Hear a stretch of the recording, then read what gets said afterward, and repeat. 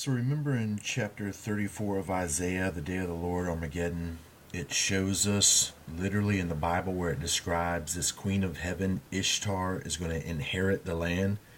Now I told you this Ishtar is just further symbolism for ecclesiastical Babylon, and I said that commercial Babylon would be destroyed, but ecclesiastical Babylon would not. And this will be your biblical proof as it describes it in verse 15. There shall the great owl make her nest, and lay and hatch and gather under her shadow, there every one with her mate. Now, of course, we've already showed those owls on the Iraqi dinar. And then, of course, we understand that those owls are connected to Ishtar.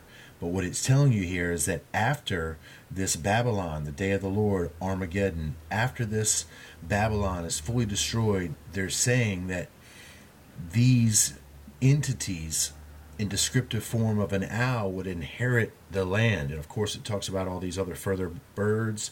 It even talks about the unicorns, which were connected to Ephraim and Manasseh.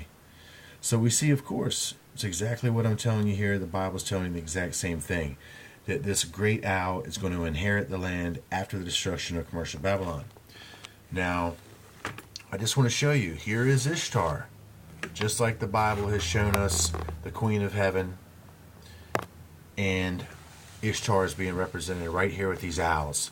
I want you to see that, uniquely enough, these owls' faces do many things. First off, this looks like something that appears as an apple-faced owl. You can look it up. It's an owl that looks like an apple that when it's been cut open in half. And that's exactly what these faces of these owls look like. Apple-faced owls. Remember Apple? Remember Babylon? Remember ecclesiastical Babylon? Commercial Babylon? Many manifestations of the reflection of this apple will be found. Now, of course, within these faces, you can form the infinity symbol, right? Which we formed from the hourglass, which comes into the bands of Orion, which we made into that symbol, okay? And then, of course, you see that's basically the figure 8 that we're getting out of it. Doesn't stop there. If you remember, we were talking about the apple of the eye, and we were saying that that was connected to that infinity symbol. Well, you just saw the owl's face now is another version of the infinity symbol, and then here comes the infinity symbol which the owl's face was making. Now, is the owl in the pupil? Well, it should be to fill the fractal, because I said what? It was the apple of the eye. Well, there's the owl. There's the apple-faced owl that now forms the owl, which is the apple of the eye. Either commercial Babylon or ecclesiastical Babylon. It's the same apple of deception for both eyes. For the elite, they're being deceived. They're being deceived by this same apple. In this case, it's going to be this apple-faced owl, Ishtar.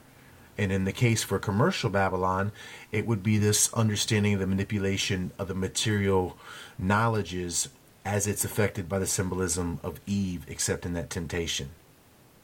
Incredible.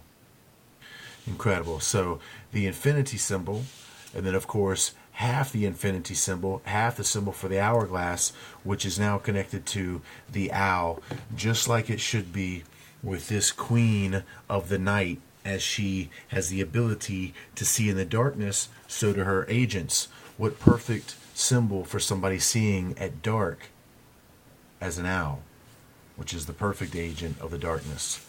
Now, if we go over here, I want you to see further that our DNA connections are not stopping here. Of course, we make this, in a sense, stairway you see coming up here. This Masonic checkerboard is made from these lightning bolts. These lightning bolts further go on to make this ziggurat, which is known as a stepped pyramid. A stepped, we're talking stairs, stairs to heaven. On one side of the pyramid where the light shines, you have the light. On the other side of the pyramid where the light does not shine, you have the shadow. Therefore, you have the dark matter, and then of course you have the light spirit. The crossing of the two paths, it's known as the stairway to heaven. It represents the DNA. It represents how they think they will achieve godhood in the material.